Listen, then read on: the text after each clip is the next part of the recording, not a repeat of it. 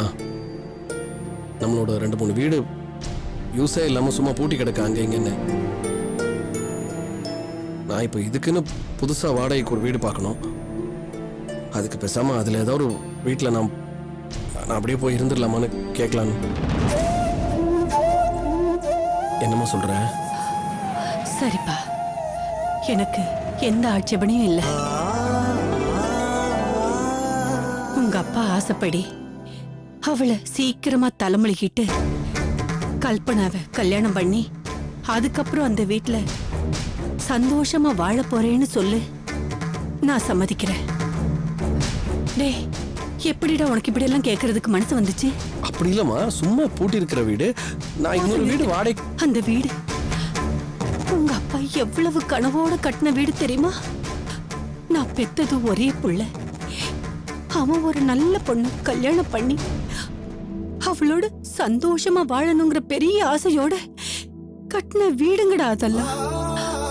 அத்தனை வீட்டுங்கள்லயும் உங்க அப்பாவோட மூச்சு காத்து இன்னும் நிறைஞ்சிருக்கு. அங்க எப்படிடா அவ வந்து தங்குறதுக்கு நான் அனுமதிப்பேன்? அங்கெல்லாம் அவளோட நிழல் கூட படக்கூடாது. இத பாரு விஸ்வா, இன்னொரு முறை நீ இப்படி எல்லாம் கேட்காத. எனக்கு ரொம்ப கெட்ட கோபம் வரும். சாரிம்மா, ரொம்ப சாரி. நான் உன் மனசை ஹர்ட் பண்ணுங்கிறதுக்காக நான் அப்படி கேட்கலாமா? ஏதோ தோணுச்சு. சாரிம்மா, நான் கேட்டிருக்க கூடாது. நீ தயவு செஞ்சு இதையே போட்டு மனசை குழப்பிக்கிட்டு உடம்பு கெடுத்துக்காத. நீ நிம்மதியா தூங்கு. நான் வேற வீடு பார்த்துக்கிறேம்மா. குட் நைட்மா.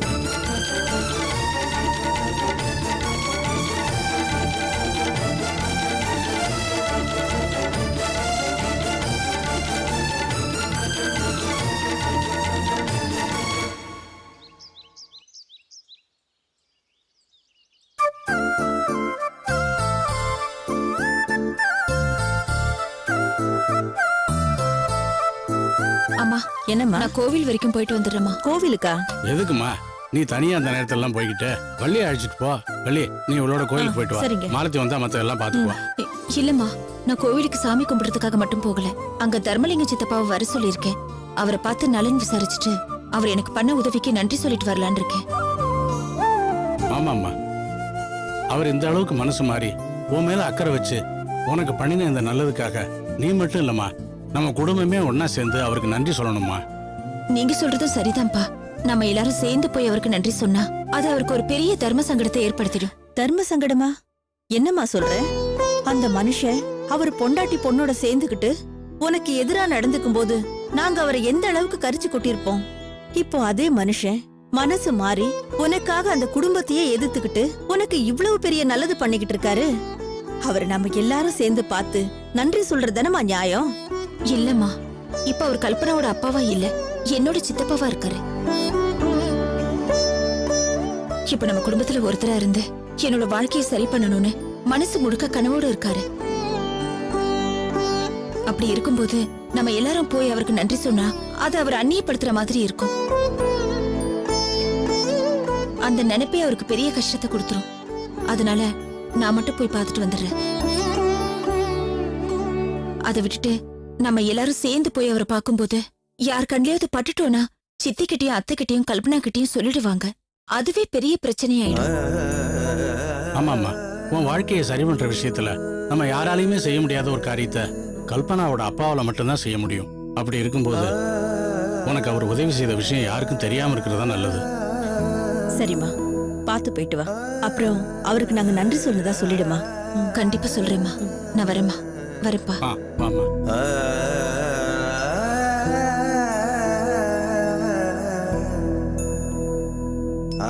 வள்ளி, கடவுள் நம்பிக்கை என்னைக்குமே வீண் போகாது. கடவுள் ஒரு வாசலை மூடுனா இன்னொரு வாசலை தன்னால திறப்பான்.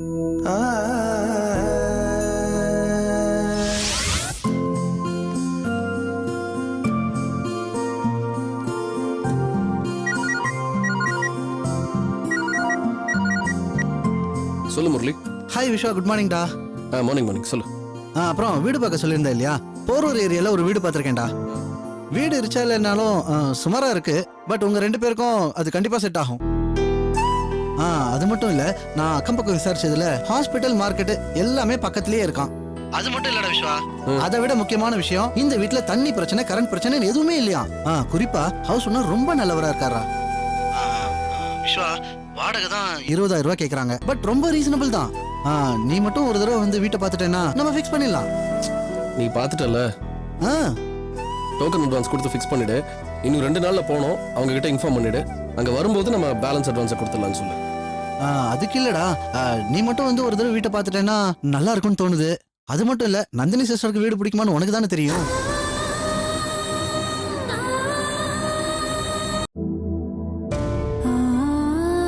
விஸ்வா, லைன்ல இருக்கியா? சொல்.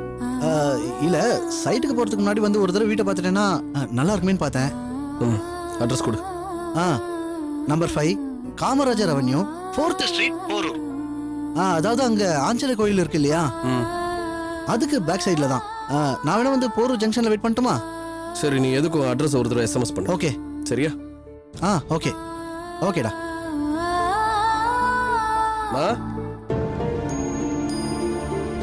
மா டைம் இதோ ஆகுதுமா? வந்துட்டேப்பா. இதோ வந்துட்டேன். தோசை போட்டு கொடுக்கட்டா? இல்ல வேணாம், இது போதும், டைம் ஆச்சு. சரி. போதும்.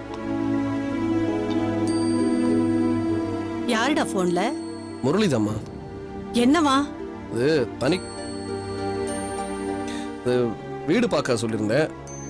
போரூர் பக்கத்தில் ஏதோ வீடு பார்த்துருக்கானா, நல்லா இருக்கு, நீயும் வந்து ஒரு எட்டு பார்த்துருன்னு சொன்னான். அதான்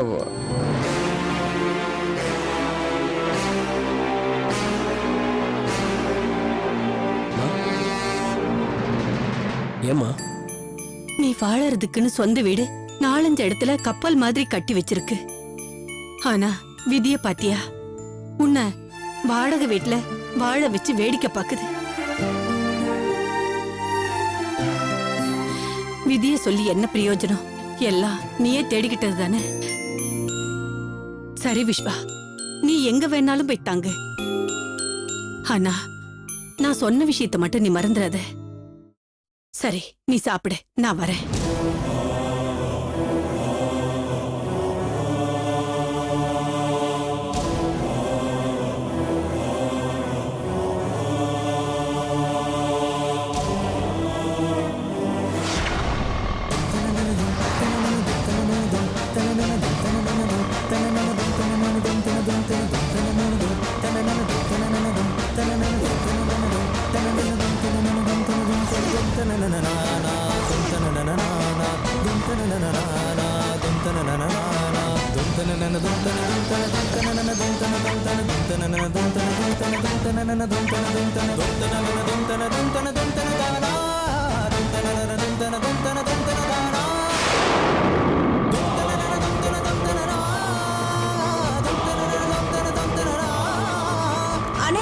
ஒரு நிமிஷம் ஆட்டோ நிறுத்துங்க, இப்ப நான் வந்துடுறேன். ரெண்டாவது ரேட்ல வரும். ஆமா சார், வாங்க.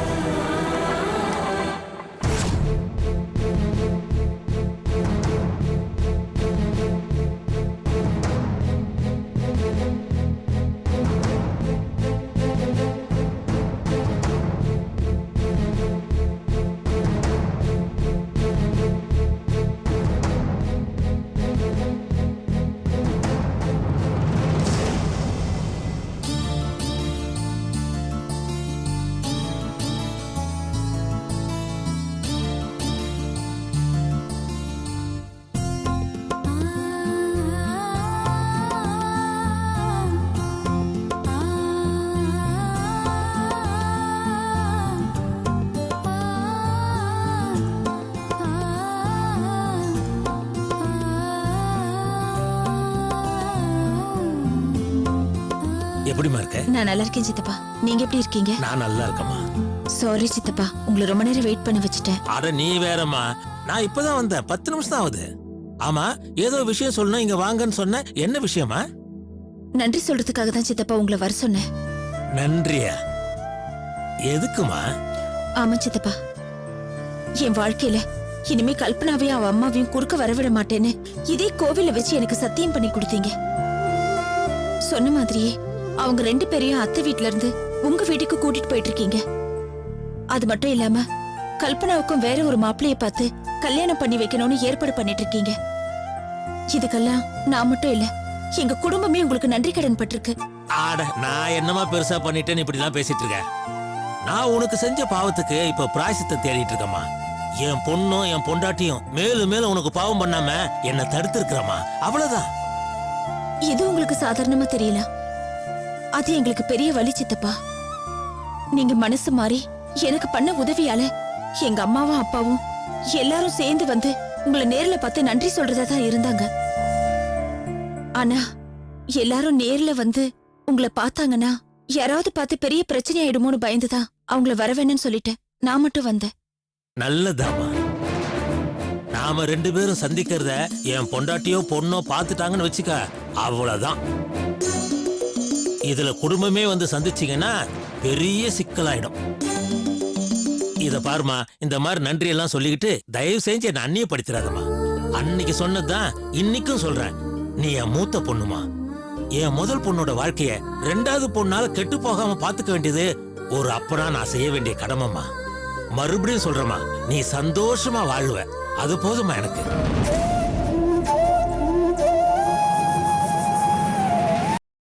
நந்தினி, என்னம்மா? இல்ல சித்தப்பா, நானும் அவரும் தனி கொடுத்தனும் போய் ஒரே வீட்டுல வாழ போறோங்கிறது உண்மைதான். ஆனா சந்தோஷமா வாழுவோமாங்கிறது தெரியல சித்தப்பா. ஏம்மா திடீர்னு இப்படி சொல்ற? உங்களோட தனி கொடுத்தன வாழ்க்கையில கல்பனாவும் மீனாட்சி இடத்துல இருப்பாங்கன்னு நீ சொன்னதுனால தானம்மா நான் அவங்கள வீட்டுக்கு கூட்டு போனேன். அப்புறம் ஏன் நீயும் உன் புருஷனும் சந்தோஷமா வாழ முடியாதுன்னு சொல்ற? இல்ல சித்தப்பா, அவருக்கு என்ன பிடிக்கலையோன்னு தோணுது. என்னது? எதை வச்சுமா அப்படி சொல்ற? நான் வர வழியில அவரை ரோட்ல பார்த்து வண்டியை பார்க் பண்ணிட்டு யாரு கூடவோ அவர் பேசிட்டு இருந்தாரு. சரி, நான் அவரை பார்த்ததும் அவரை கூப்பிட்டேன். அவர் என்ன திரும்பி பார்த்தாரு. ரோட கிராஸ் பண்ணி அவர்கிட்ட பக்கத்துல போனதும் எதை நினைச்சாரோ என்னன்னு தெரியல, வண்டியை ஸ்டார்ட் பண்ணி உடனே கிளம்பி போயிட்டாரு. வீட்டுக்கு போய் பேசலான்னு பார்த்தா அத்தை தடையா இருக்காங்க. சரி, ரோட்லயே அவரை பார்த்து பேசலான்னு போனா அவர் என்ன பார்த்ததும் முகத்தை திருப்பிக்கிட்டாரு. இதுக்கெல்லாம் என்ன சித்தப்பா அர்த்தம்? இல்லம்மா, ஒருவேளை அவன் உன்னை சரியா கவனிச்சிருக்க மாட்டான்னு நினைக்கிறேன். இல்ல, நான் கூப்பிட்டது அவர் என்ன கவனிச்சாரு. யார் கூடவோ அவர் பேசிட்டு இருந்ததை கட் பண்ணிட்டு நான் பக்கத்துல போறதுக்குள்ள வண்டியை ஸ்டார்ட் பண்ணி உடனே கிளம்பி போயிட்டாரு. சரிம்மா, நீ சொல்ற மாதிரியே நடந்திருந்தாலும் அவன் உன்கிட்ட பேச பிடிக்காம கிளம்பி போயிருக்க மாட்டான். தனி கொடுத்தனும் போறதுக்கு முன்னாடியே நீங்க 2 பேரும் பேசுறத யாராவது பார்த்துட்டு அவங்க அம்மா கிட்ட போய் சொன்னா தேவையில்லாத பிரச்சனை வரும்ல. அதான் எப்படி இருந்தாலும் நீங்க 2 பேரும் தனி கொடுத்தனும் போக போறீங்கல்ல, இப்போ பேசிக்கலான்னு இருந்திருப்பான். மத்தபடி நீ நினைக்கிற மாதிரிலாம் இல்லம்மா. எப்படியும் நாங்க தனி கொடுத்தனும் போக போறோம். அப்படி இருக்கும்போது அவர் என்கிட்ட பேசினா அத்தை என்ன பிரச்சனை பண்ணிட போறாங்க? எனக்கு என்னமோ அத்தைக்கு மட்டும் இல்ல, அவருக்கும் என்ன பிடிக்கலன்னு தான் தோணுது. அதனாலதான் என்ன அவாய்ட் பண்றாரு. இன்னைக்கு ரோட்ல வச்சு பேசுறதுக்கே யோசிச்சவரு நாளைக்கு ஒரே வீட்டுல வாழ்ந்தாலும் இதே மாதிரி தானே யோசிச்சு ஒதுங்குவாரு. அப்படிலாம் எதுவும் நடக்காதுமா. விஸ்வா ரொம்ப நல்லவன். சூழ்நிலை தான் அவனை இப்படிலாம் நடக்க வைக்குது. நாளைக்கு நீங்க தனி கொடுத்தன போனதுக்கு அப்புறம் அதே சூழ்நிலை தான் அவனுக்கு எல்லாத்தையும் புரிய வைக்கும். உன்னையும் அவனையும் சந்தோஷமா வாழ வைக்கும். நீ நிம்மதியா இருமா. உங்க வாக்கு பழிக்கணும், அதுக்கு அந்த தெய்வம் துணையா இருக்கணும். கண்டிப்பா அந்த கடவுள் உனக்கு துணையா இருப்பாருமா. உன் கூடவே தெய்வம் இருக்குமா. அந்த தெய்வத்துக்கிட்ட மனசார வேண்டிக்கிட்டு போமா போமா. போமா.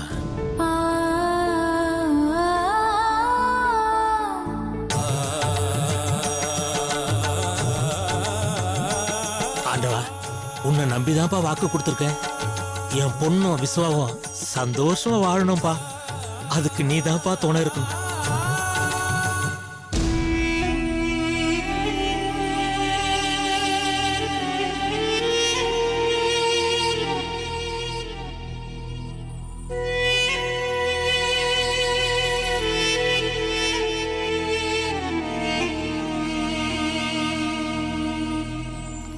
அக்கா வாங்க போய் சாப்பிடலாம்.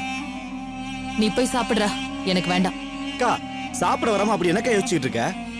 நமக்கு மர்ம போன் பண்றவனை பத்தி தான்டா யோசிச்சுட்டு இருக்கேன். அக்கா அவனை பத்தி எதுக்கா இன்னும் யோசிச்சுட்டு இருக்க? அதான் அவன் காலைல போன் பண்ணதுக்கு ரேவதி சாவல உயிரோட தான் இருக்கா. இதுக்கப்புறம் பணம் கேட்டா கொடுக்க முடியாதுன்னு சொல்லி போனை கட் பண்ணிட்டல, அப்புறம் என்ன இன்னும் ஏக்கா ஃபீல் பண்ற? இல்ல மகேஷ், இது வரைக்கும் ரேவதி செத்துட்டான்னு நினைச்சுதான் அவன் மிரட்டலுக்கெல்லாம் பயந்து பணம் கொடுத்துட்டு இருந்தோம். ஆனா இப்ப அவ சாகல, உயிரோட தான் இருக்கான்னு தெரிஞ்சுக்கிட்டதுக்கு அப்புறமும் அவன் நம்ம கிட்ட இருந்து பணம் பறிக்க பாக்குறான்னா அவன் எவ்வளவு பெரிய கேடியா இருக்கணும். அதான் அவனை எப்படி கண்டுபிடிக்கிறதுன்னு யோசிச்சுட்டு இருக்கேன்.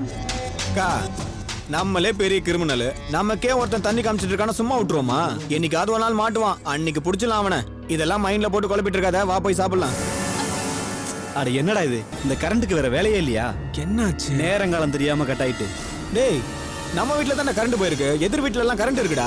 சரி ஓகே, கீழே 3 ஃபேஸ்ல ஒரு ஃபேஸ் போயிருக்கும். நான் கீழே போய் என்னன்னு பாத்துட்டு வந்துடுறேன். டேய் கார்னர்ல கேண்டில் இருக்கு, எடுத்து பத்த வை, இதோ வந்துடுறேன். விஜய் பாத்து போ.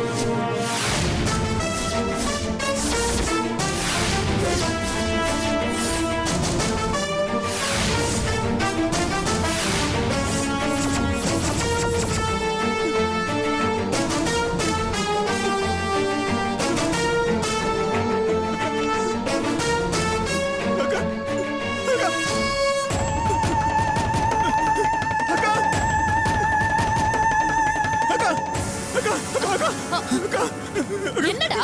ஏய் என்னாச்சு? போனோம்க்கா. என்ன? என்ன போனோமா? என்ன போனோம்? ரேவதி இல்ல, ரேவதி. என்னடா வளர? ரேவதியோட போன நம்ம வீட்டு வாசல்ல இருக்குக்கா. ரேவதியோட பொண்ணு வாசல்லையா? ஆமாக்கா. என்னடா வளர?